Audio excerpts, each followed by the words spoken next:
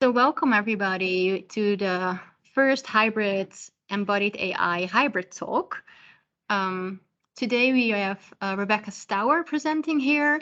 She's currently a PhD student, or sorry, a postdoc at KTH in Sweden.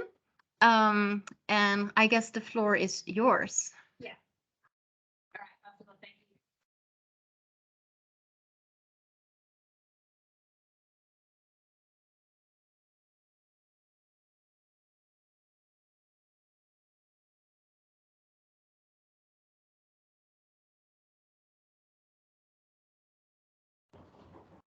Rebecca, you're still muted on Teams, so we can't hear you yet.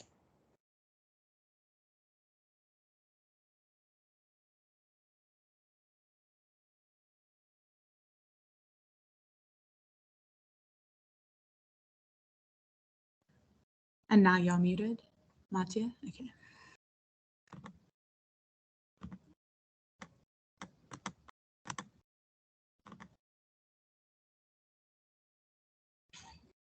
Now I've hit go into full screen. Okay.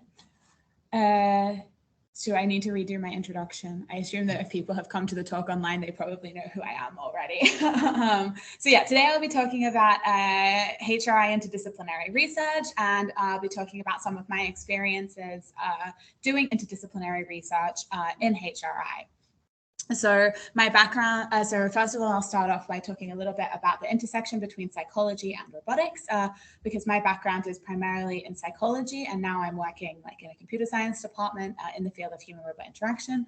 I'll run through some different examples of interdisciplinary research projects that I have been involved in throughout the course of my PhD and post-PhD life. I'm not going to go too deeply into the specific results of these studies. I'm going to more give a high-level overview of the different types of projects that you can be involved in as a psychologist in HRI, but I've included the links to any relevant papers, and if you have specific questions about any of the studies, feel free to come talk to me about them. Then I'll go into some of the common challenges that I and others that I know have maybe experienced doing such interdisciplinary work, and then leading into the replication crisis, open science, and human-robot interaction. One thing, Rebecca, now you're not sharing your slides. Oh. Maybe I clicked.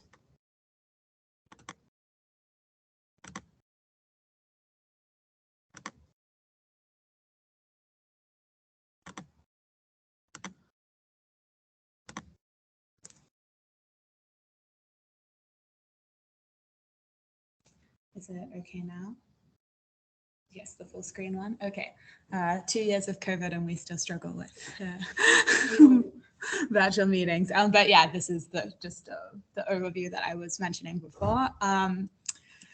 Okay, so psychology and robotics, where do they meet? So here I've put a couple of definitions. On the left here, we have the definition from the American Psychological Society, which talks about how psychology is aimed at advancing our understanding of human perception, cognition, attention, and motivation.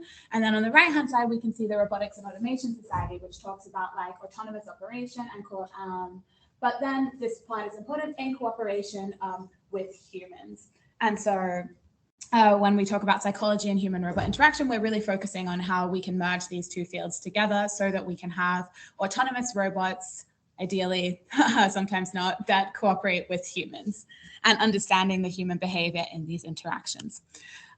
So here is one of my favorite comics that talks a little bit about interdisciplinary research, but I can happily say I have worked in a computer science department now for 4 months and no one has swung a pendulum at me. So I think that I'm off to a great start with that. Okay, so moving onto some of the projects that I've been involved in. The first project that I'm going to talk about is called Cosmonauts. It's a project that I did as part of my PhD in Jacobs University in Bremen, Germany. And I'm starting with the team that I worked with for this project because I wanted to highlight already the diversity of backgrounds in this team. So we had, I think, 4 psychologists, and including myself, and 2 computer scientists and engineers. But even on the psychology side of things, we had different backgrounds. So one of the women that I worked with here, Marissa, is actually an organizational psychologist. Yeah.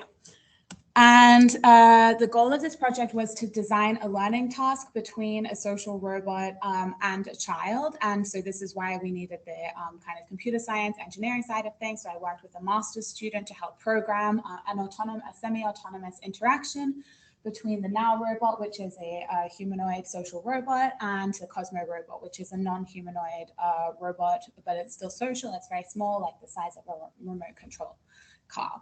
And the goal of this interaction was to be interconnected, so have multiple robots involved in the interaction along with the child, as well as having the child be involved in the interaction through following instructions given by the Now robot into how to program Cosmo around a map of outer space. So we implemented this learning task in a data collection phase in Zurich, where we manipulated the instructions given by the social robot tutor to be either correct or incorrect. So for example, Now might say, okay, I'm going to program to the volcano, but instead he would end up at the space station. So here I have a little video. It's in German, but with subtitles, and I don't know if the audio is going to share anyway.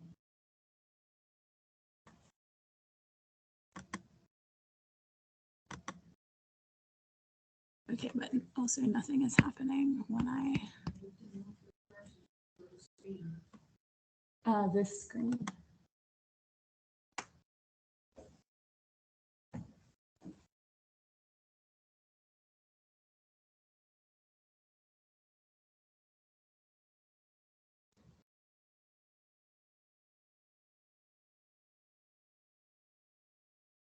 So now it's giving instructions for how to program Cosmo, and we'll see that Cosmo actually does not execute the instructions. And so we wanted to evaluate the effects of these incorrect instructions on a bunch of different outcomes. We had some behavioral outcomes embedded in the task, like whether they followed a recommendation given by Now. We had a questionnaire at the end assessing different psychological constructs like liking, competency, trust, social trust, and perceived agency of the robot.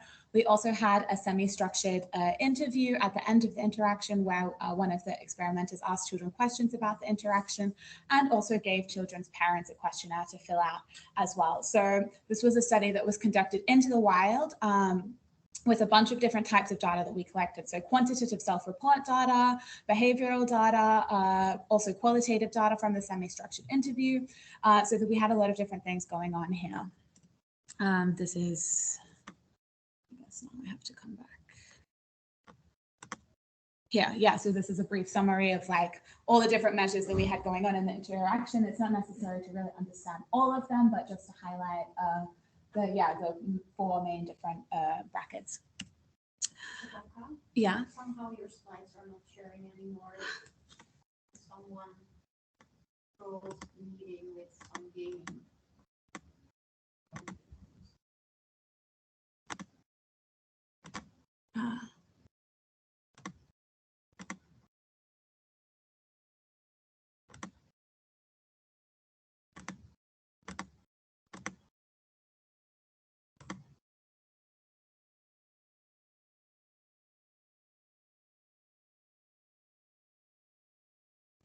It's all right now? Okay, cool. Yeah, so from this data collection, we were able to publish 2 papers. So the first paper, if I go a couple of slides back, is this one here, where we publish in Interaction Design with Children, designing an autonomous interaction with social and educational robots. The second one is a journal paper that has just been provisionally accepted at Interaction Studies. And so some of the challenges that I faced during this collaboration was firstly communicating the different system and interaction requirements. So I was working with a computer scientist to program the interaction, and this was really my first experience with learning how to communicate like what I needed or what I was expecting from the task into tangible steps. Because it's easy to say, okay, I want an interaction where the 2 robots are connected with each other and the small robot follows the instructions given by the big robot. But like, actually, I needed to be more specific in terms of like, okay, the robot should give these instructions, and then immediately following the end of this, the other robot should execute these, and be really precise.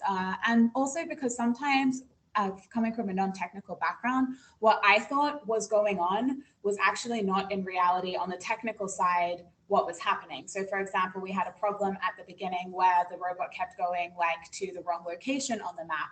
And I thought that this was a problem with like the physical placement of the robot, but it turned out to be like a problem with one of the map coordinates or something like that. So being able to identify a problem and communicate that during the debugging process, or even not a specific bug, but just a mismatch in expectations was really important. And also we deployed this task in the field. So we were almost every second or third day packing up all of the equipment and changing to a new location based in different sports camps around Zurich. So, and we had a lot of equipment with us. We had both the robots, the map, 2 cameras, tripods, the tablet, 2 tablets with us. So we had a lot of equipment that we were transporting constantly. We needed like our own power boards and everything. We had to find PowerPoints, which when you're in sports camps in rural Switzerland is not necessarily always a given. So, and I ran the data collection without the engineer or the computer scientist who programmed the task with me in the field to debug. So this was also really difficult, like trying via Zoom to explain what I was seeing and then get feedback was a really big challenge. But we made it. Yeah, so the second project that I'm going to talk about is another project I did during my PhD in collaboration with what was formerly Aldebaran Robotics, then SoftBank Robotics, and is now again Aldebaran Robotics, who is the company that makes the Now and Pepper robots. I don't know if you guys are familiar with the robot, like they're the company that makes the robot that I was showing in the previous slide, this one here now, and another robot that we'll mention in a second. And again, we had a really mixed team. So we had myself and my PhD supervisor, who was a psychologist, as well as another PhD student who was a PhD in sociology, and then 2 or 3 engineers involved in the project. And the goal of this project was to design an autonomous interaction where the robot displayed multimodal social behaviors. And so we wanted to investigate behaviors such as proxemics, which is like how close the robot stands to you during an interaction, gaze mechanisms, so whether the robot is looking at you whilst you're talking and looking away and things like that, the gestures that the robot was using, whether it waved hello or goodbye during the interaction. And whether it used a personalized language during the interaction. So, oh, we are going to do this task together versus you are going to do this task. And so the PhD student that I was working with wanted to make this a fully autonomous interaction, meaning that once you launch the script, it's going to run completely on its own. And so she programmed the whole technical side of things, and then I was responsible for designing the experiment, and we did the data collection together with recruiting participants. So we tested 100 participants in France, and we had this interaction which was designed as a kind of travel planning scenario. So they were planning a hypothetical holiday with the robot. So this is a picture of the robot here, just the other robot designed by Aldebaran Robotics, where they were planning a holiday together, and we manipulated which of these social behaviors they saw. So either they saw the complete set of multimodal social behaviors, or we individually subtracted one of these 4 behaviors that we identified. So a condition where the robot did not approach the participant, and another condition where the robot did not wave, and things like that.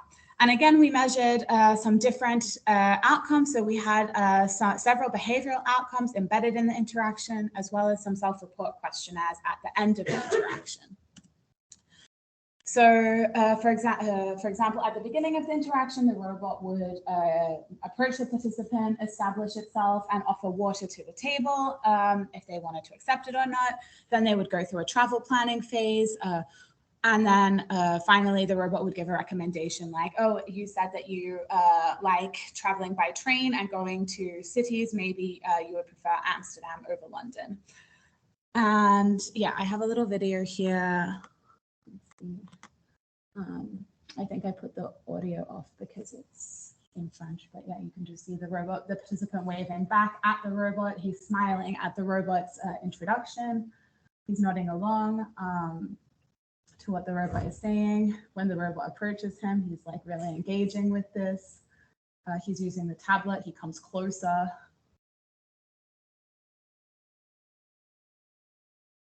Yeah. Pepper couldn't hear him the first time, so then he repeated himself louder. And then, yeah, so we were looking at how the robot's behaviors influence this kind of social interaction with the robot. Pepper offered the water. In this case, he did take the water. And then, yeah, I think that we're almost at the end of the, let's restart it. Yeah. And so from this data collection, we were able to have 2 publications. So the first one is well, actually 3. So the first one was by Karen, who I worked with, which was a more technically oriented paper. So she focused more on the implementation that she did to make the system fully autonomous, how she programmed the different behaviors, like the algorithms that she used for that. And then we have 2 other papers. So one is one that I wrote, which was focusing more on the interaction between the dependent variables. So not so much on the robot's behavior, but more so on whether participants' behavior predicted their attitudes towards the robot. So whether, for example, in this case, him accepting the water could predict how much he was likely to say he liked the robot at the end of the interaction. And then the other PhD student that we were working with in sociology wrote a completely different style of paper that was looking at how participants opened the interaction with the robot based on the video data that we collected. So this was something quite cool as well. Yeah, so these are the 3 publications that we had. All of the code for this project is available open access on GitHub.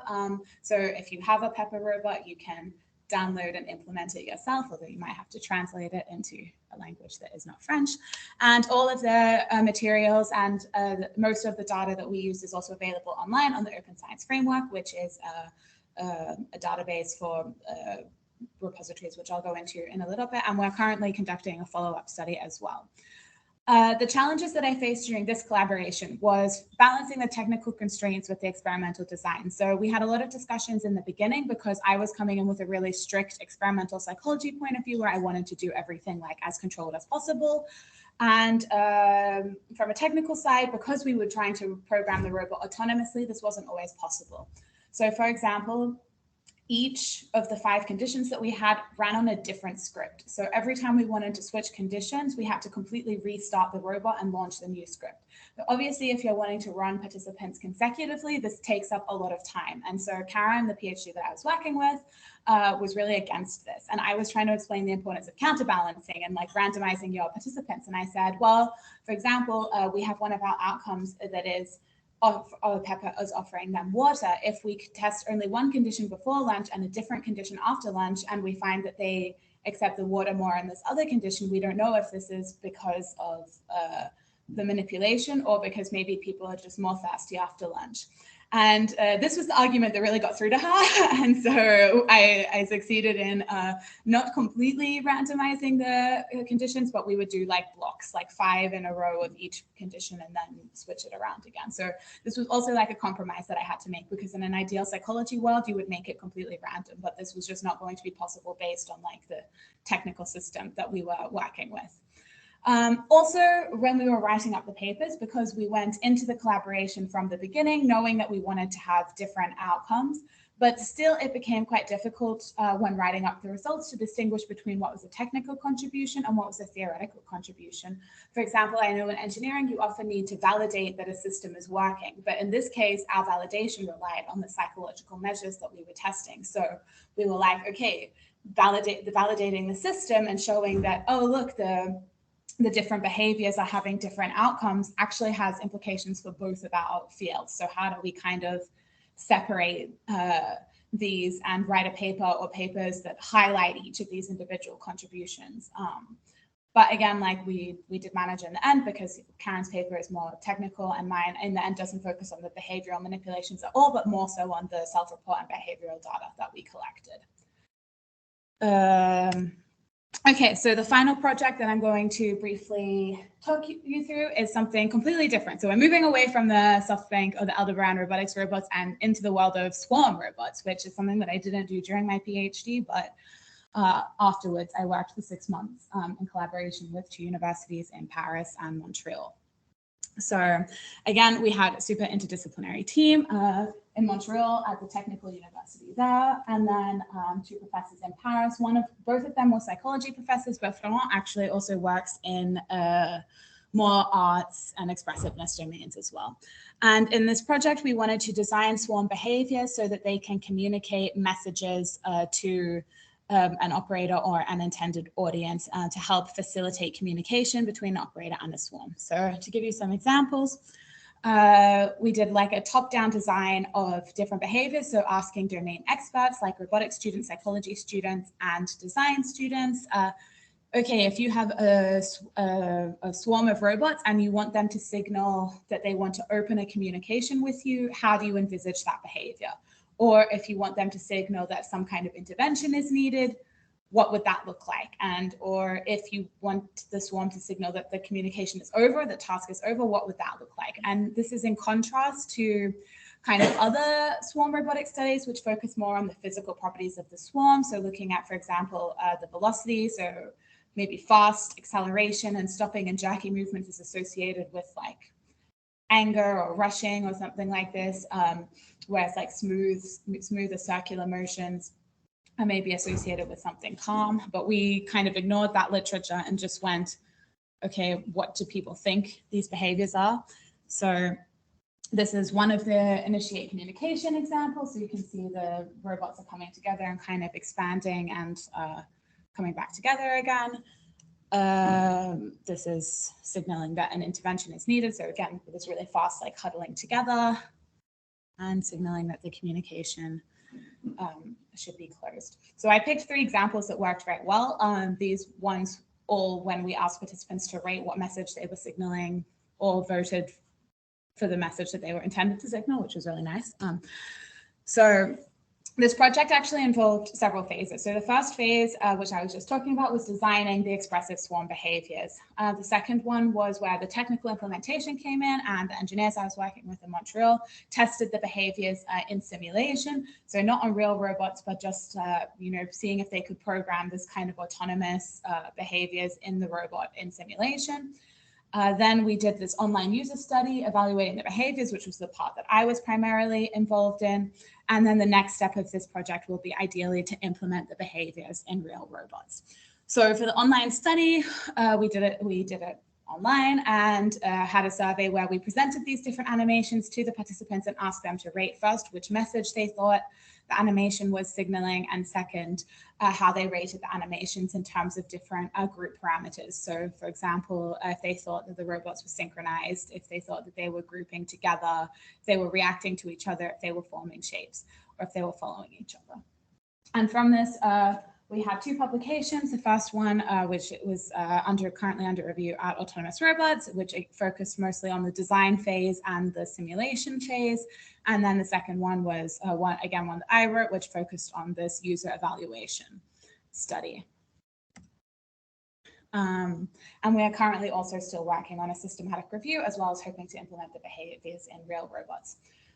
So the biggest challenges here was translating the behaviors to real robots. So the algorithms worked in simulation, but when you're looking at behaviors such as the robots coming together, I'll go back to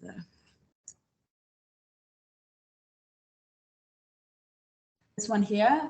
If you try and implement this on real life robots, it doesn't look like this. It almost looks random. Like, so there's this huge kind of reality gap between what we want to see and what we are technically capable of achieving right now, because the robots that we have are just not capable of this level of smoothness and like accuracy when you try and implement it in real life.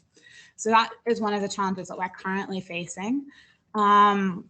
And secondly, we faced a struggle in creating a cohesive paper narrative. So the paper that we submitted to Autonomous Robots was made up of 3 parts, like a design phase, a simulation phase, and a user study phase, which all are completely different areas. The design phase was more like interaction design oriented, more like arts oriented, because we didn't follow like a specific scientific method for designing the behaviors, but more like user focused, a user centric side. And then we had the simulations, which was a really technical side of things.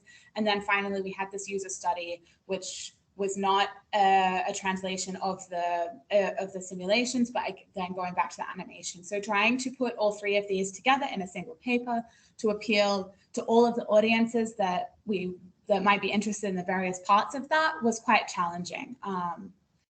but it worked, I think. Well, we'll see. It's still under review, but the first round was positive. So across all of these studies, there are some common challenges that I found, and also through discussions with some of my peers, I also think can be encountered. So the first one is communicating technical needs and constraints. And I think this goes both ways. I've had trouble sometimes if I work with an engineer or computer scientist communicating what I need out of a system, being able to be precise in what I need. And vice versa, I have worked with engineers and computer scientists who will just tell me, oh, that's not going to work, without explaining why. And I think on both sides, you need to explain why you want something that way it is. It's not enough to just say, I need that, or I can't do that, because both people need to have an understanding of what is realistically achievable with the resources that you have. A second challenge is advocating for discipline-specific requirements. I'm a little bit biased here because I only know my experience as a psychologist. If at the end any engineers want to pipe in with things that they've had to advocate for, but for example, I have had to fight for doing ethics applications, because these are things that take a lot of time to do. You have to write up an ethics application, you have to wait maybe 2-3 months, maybe more, for approval. And depending on the background of who you're working with, they might not have been told about this, or they might not think it's necessary to publish in the venues that they want to publish in. And so saying, well, hold up, I have to wait 2 months until we get ethical approval before we can run this study can sometimes be frustrating. But I know that if I want to publish a user study in a psychology journal, that I need ethics applications. Like, even if I know how to write a consent form and information sheet, you still need like the tick on it, or pre-registration as well, which is where you register the study hypotheses in advance of conducting it. Again, this is stuff that can take time leading up to the implementation of the study. And if you're working with people that just want to like get in and do the data collection already, it can be hard to advocate for the planning that I find tends to happen more on a psychological side. But again, if I've offended any engineers by saying this, please feel free to contradict me at the end. Third point is balancing technical limitations with experimental design. So this is what I meant before when I gave the counterbalancing example with taking the water from the robot. Also, sample size is a very hot topic right now in human-robot interaction, because to run an experimental study, you need to be able to like sample an appropriate number of participants. But I know there are some people that argue, okay, well, I don't want to run a psychological study. I just want to test that my system is working, and we don't need like to follow all of these rules. And so again, you have to find a balance. Also resource wise, because if you already like have a robot, maybe you're sharing the robot with other people. Maybe if you're not in a psychology department, many psychology departments have, you know, systems set up where undergraduate students get credit for participating in experiments and things like that. If you're coming from an engineering side and you don't have access to these kind of resources, then this can also be hard to balance these as well. Distinguishing between technical and theoretical contributions, which I think I mentioned before as well. Deciding on publication venues. So this is something that I didn't know about when I started my PhD. It was this whole concept of conferences. They basically don't exist in psych. I mean, they do exist in psychology, but not in terms of actual papers that you publish. It's more like abstracts and posters and things like that. And so this was an idea that I had to get used to, that you could publish your work in conferences, and that some conferences are more competitive to get published in than journals. On the flip side, even though my background is in psychology, my publication record to date has been almost purely in either human-robot interaction or even technical journals. So for example, Autonomous Robots is a really good journal, but it's purely engineering. So if I go to a psychology department and say, hey, I have a paper on autonomous robots, then they're going to be like, okay, well, that's great, good for you.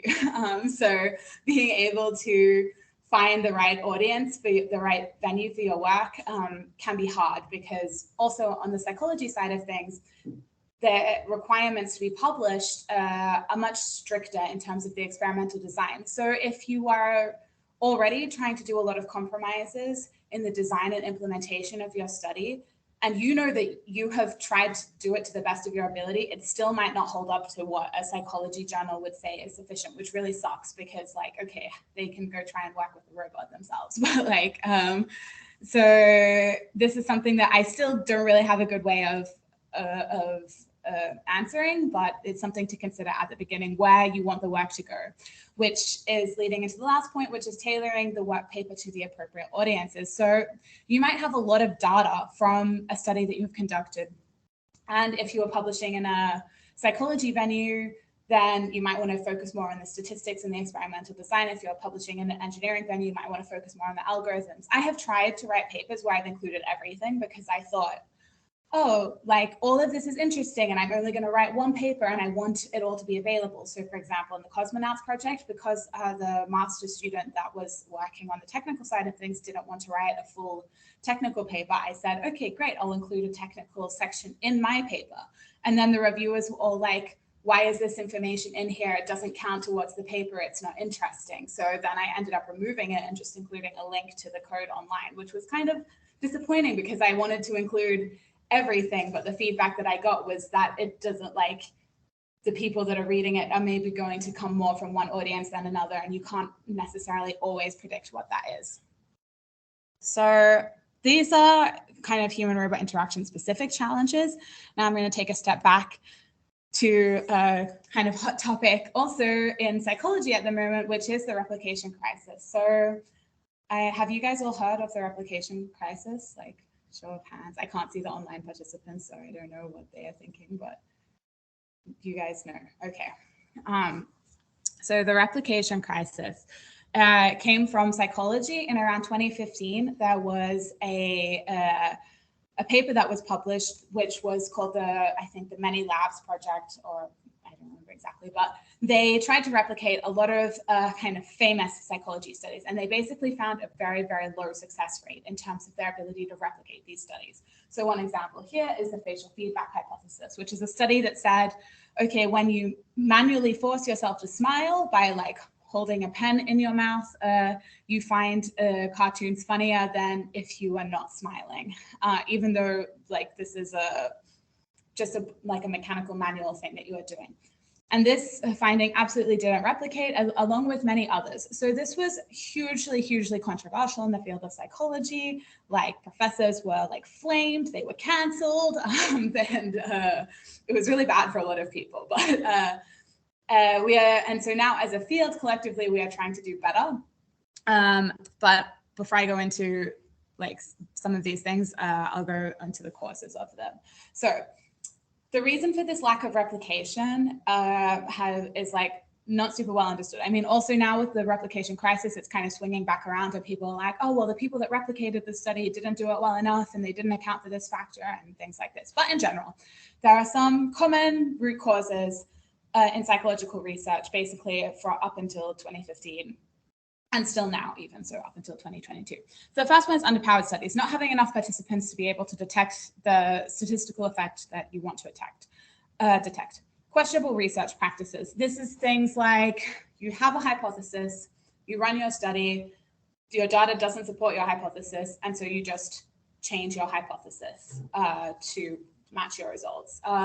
Or you run your analysis and you think, oh, this result looks kind of interesting, but it's not quite significant. And so you're like, oh, I wonder if I run this other analysis instead, or if I just do this only on a subset of participants, or if I just delete these other participants altogether. Now this result is significant, yay, and things like that. So the first one is called hawking, hypothesizing after results are known. The second one is called p-hacking. Publication bias, where journals only publish papers that have significant findings. So there are some journals now that are trying to focus on methodology rather than significance, or looking at metrics other than just whether a result is significant or not, but more like the effect size, confidence intervals, and things like that. But in general, it's still a very big problem. And I should have put a picture of it here, but that if you look at this bell curve of studies that are published that are above p.05 and below p.05, there's this huge dip right in the middle because people are like either just getting over or just getting under. I'm assuming that people here know what a significance value is. Yeah, okay. I didn't realize halfway through explaining this that I have no idea about people's statistical backgrounds, but jumping straight in. Okay, so is this just a problem of psychology? Absolutely not. So again, going back to one of the comments that I mentioned earlier, I've heard in HRI some people say, okay, well, this is psychology's problem. And if they want to run their studies that way, then they can just do it like that. But these problems are not unique to psychology alone. And in fact, it's also a problem for human-robot interaction. So I've listed here a couple of meta-analyses here, which both showed that HRI studies are really underpowered. They don't have enough participants to detect their effects, that they're not reporting all of the information that is needed to replicate them. So they're not reporting, for example, sample sizes, or they're not reporting all the statistics that they need, even just basic things like means and standard deviation, and things like that. So, and then there's also a paper here down the bottom that was recently published, which talks specifically about the replication crisis in the context of human-robot interaction by Benedict Leibman. So if you're interested in this topic, then I would highly recommend reading this paper.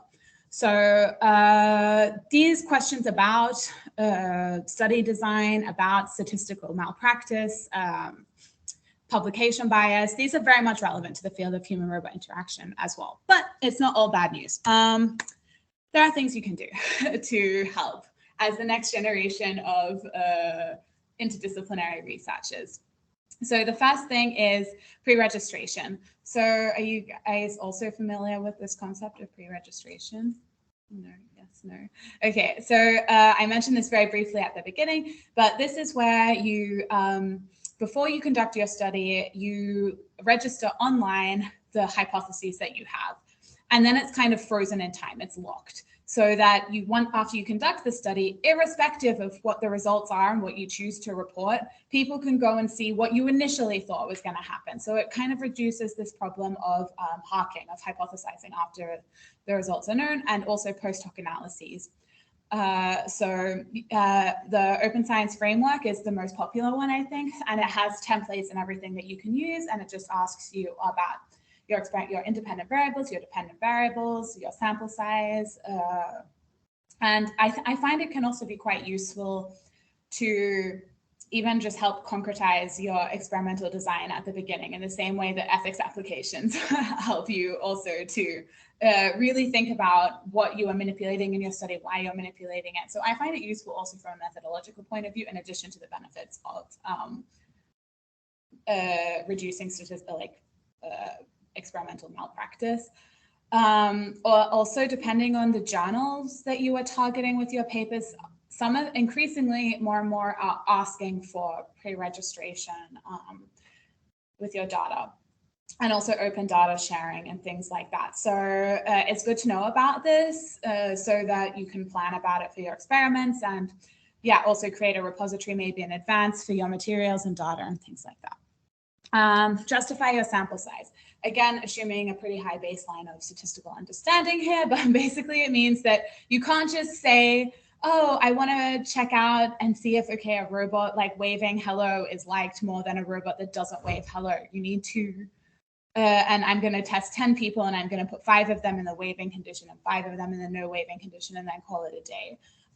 You need to think about, okay, well, how much of an effect is waving actually going to have? Like, if people are already liking the robot at a very high baseline, maybe the waving has some effect, but it's not a very big effect. So then you need more people to be able to detect it. And so you should always assume a low true effect size. And this is especially true in psychology, where we're not measuring really concrete outcomes like heart rate or something like this. We're measuring people's psychological attitudes like liking or perceived agency of a robot. And so they're filling out questionnaires, but you don't know if what they're filling out on the questionnaire is actually tapping into like what's going on in that inside their head. And you also just have a lot more overlap between the constructs that we're measuring. So for example, okay, it's liking, how much is this overlapping with just how hungry people are? I don't know, probably some amount, because we're humans. And so you need to assume that your effects are going to be smaller, and therefore you need a higher sample size. And so there are different ways to calculate your minimum number of participants. And this also leads me into like my next point, which is that a problem with HRI studies is often the existing theory is limited. So you might go, oh, there's this study with humans that shows that a human that approaches someone and stands here like this and says hello is liked a lot less than someone that comes up and says hi. But you don't know for sure that this is going to translate to a robot. So can you really make the hypothesis that human behavior is going to translate to a robot? And sometimes for the specific questions that you are asking, there might not even be existing literature. Like say you wanted to investigate, okay, whether a robot's eyes flashing blue when they greet you are different to when a robot's eyes flashes red. How are you going to find your theory for that? You can say, oh, there's color theory and people find blue calming and red angry, but it's quite a leap to then put that into a robot.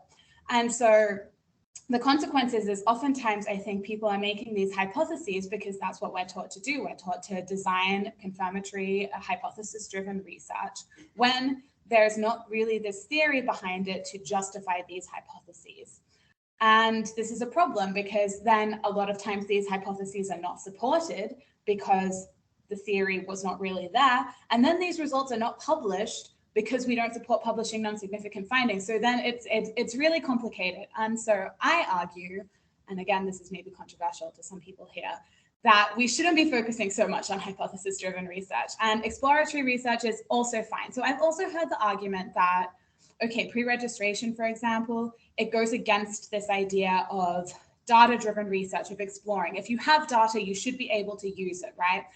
And pre-registration, the open science movement, does not go against this. It just basically means you should be honest about whether you actually hypothesized an effect, or if you just looked at your data and was like, oh, that's maybe cool and worth following up.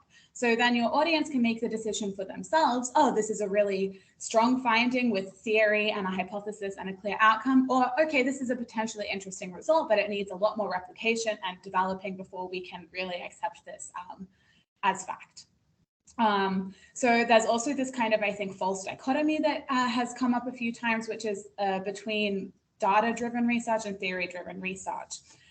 And this, I think, are not opposite sides of, they're not competing with each other. I think you can conduct research that, takes advantage of existing data sets and also contributes then to the theory. So a lot of the theories that we have in human-robot interaction are really underdeveloped. And then if we do data-driven research, we can then start to form a theory, which we can then use to conduct theory-driven research. So I personally don't really have a problem with going the more exploratory angle. I just think you need to be honest about like what you're doing and why and what you actually planned ahead versus what you found.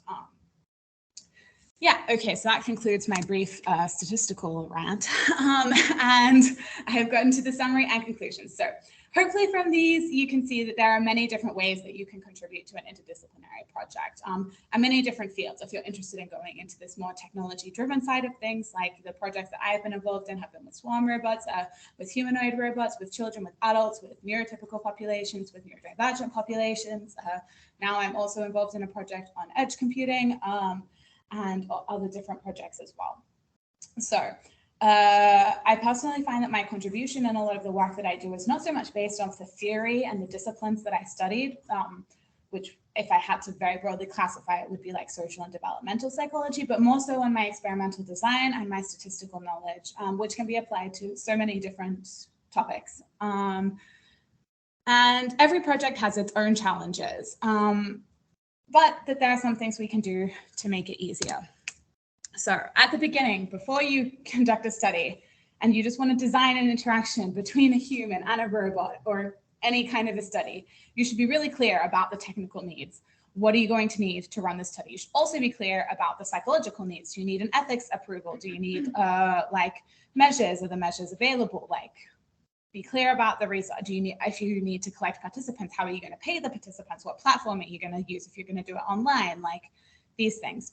And you should also plan the interaction flow. So how do you envisage the interaction with the human and the robot? And also test this. Before you get to an experimental phase, like you should always put the robot in front of people that is not the people that are designing the experiment, because I've done this a couple of times where I just didn't have time to run a pilot phase. And then the first time I saw like an actual child interact with the robot, I was like, oh my God, my entire PhD, I have to like rethink some things. So if you can pilot and test, please do that. Pre-register your study, calculate sample size, create repositories for code or materials. So I didn't touch on this so much, but ideally you should also be sharing everything that you're doing where possible and not limited by like ethical constraints. You should share your data. You should share all the statistical analyses that you are doing. So for example, even if you report in a paper, oh, we compared group A and group B and the result was non-significant, a lot of people don't report the actual statistical finding in the paper, which I get because sometimes you only have 6 or 8 pages and space is precious. But then you should still maybe link somewhere in the supplementary materials or in a repository the full statistical analyses so that people can go through and actually confirm that what you're saying in your paper corresponds to the actual results that you have. During data collection, be flexible. There absolutely will be things that go wrong, especially when you have a robot. And I've had many data points which I've had to exclude because the robot just malfunctioned halfway through, wasn't working, even just wasn't turning on for some random reason that none of us knew. And then we had to tell the participants, okay, I'm sorry, you can't do the study because the robot isn't turning on. You should record everything as you're doing it, as many sources of data as possible. I mean, again, this is a bit controversial because you don't want to just collect a whole bunch of data that you're never going to use. But if you make changes to the experimental paradigm, or if you come across any major problems, you should be recording these. And ideally having videos on logs, in all of the studies that I've done in person, have had usually a video stream of the participant and also logs from the robot itself. Okay, it took the person this long to start speaking, or there was this much distance between the robot and the human. So then you can kind of corroborate the 2 different sources as well, which is quite nice. But you should always keep your data as clean as possible. I've always, this is just this is not interdisciplinary. This is just general good experimental practice. try and keep your data and notes clean and clear, because in 6 months' time, when you look at the spreadsheet and your note just says something like, oh, I'm trying to think of an example, but I don't have one off the top of my head. But I've read some very cryptic notes from myself that I had no idea what they meant. So be clear about it. And finally, when you write your paper, keep your audience and target venue in mind, and make sure you include all of the relevant information. So going back to what I was saying before, you should be able to have enough information in your paper that someone else could read it and ideally reproduce your study exactly. Of course, not everyone has access to a robot, blah, blah, blah, but all of the information that is needed to verify your results should be possible. So that's also something to keep in mind. Okay, that's it for the speaking part. And now there is a more question part. Yeah, this is interdisciplinary with a sheep. Well, thank you, Rebecca, for the talk.